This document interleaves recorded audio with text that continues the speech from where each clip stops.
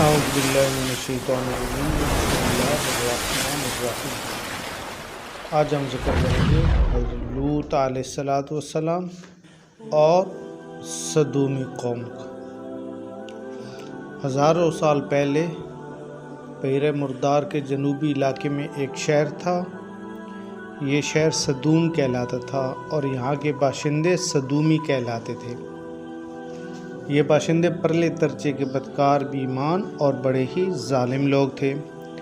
وہ ہر کمزور پر ظلم کرتے اور نوعمر غریب اور مسافر لڑکوں کو اپنا غلام بنا لیتے اور ان کے ساتھ بدفعلی کرتے، اور ان کی یہ ہدایت کے لیے اللہ تعالیٰ نے حضرت لوط علیہ السلام کو اپنا رسول چنا۔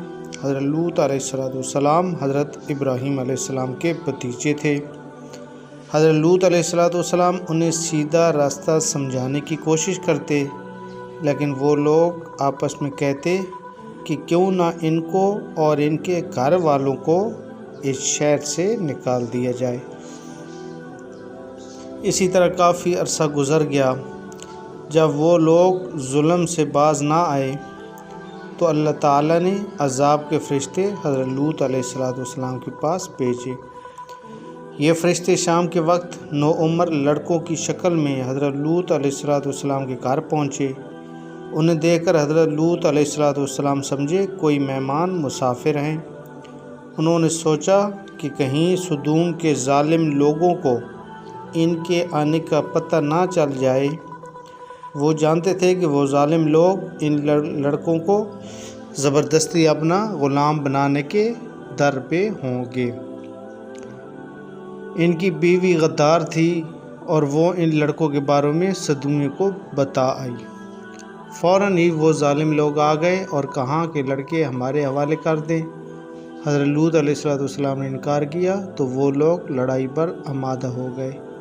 حضرت لوط علیہ السلام کہنے لگے کاش میرے پاس مقابلے کی طاقت ہوتی۔ ان مہمانوں نے حضرت لوط علیہ السلام کو بتایا کہ آپ فکر نہ کریں، یہ لوگ آپ تک نہیں پہنچ سکتے کیونکہ ہم اللہ تعالیٰ کے بھیجے ہوئے فرشتے ہیں۔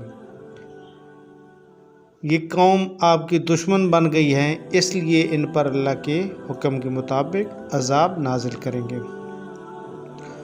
فرشتوں نے حضرت لوط علیہ السلام کو بتایا کہ اپنے گھر والوں کو ساتھ لیں اور راتوں رات اس شہر سے دور چلے جائیں، لیکن آپ علیہ السلام کی بیوی نہیں جائے گی۔ گھر کے لوگوں کو لے کر نکل آئے اور غدار بیوی کو کچھ نہ بتایا۔ حضرت لوط علیہ السلام اور ان کے ساتھی تیزی سے چل پڑے۔ چند گھنٹے بعد وہ جب سدوم سے دور ایک محفوظ مقام پر پہنچ گئے اور صبح ہونے والی تھی، اس وقت ایک خوفناک عذاب سدوم شہر پر نازل ہوا۔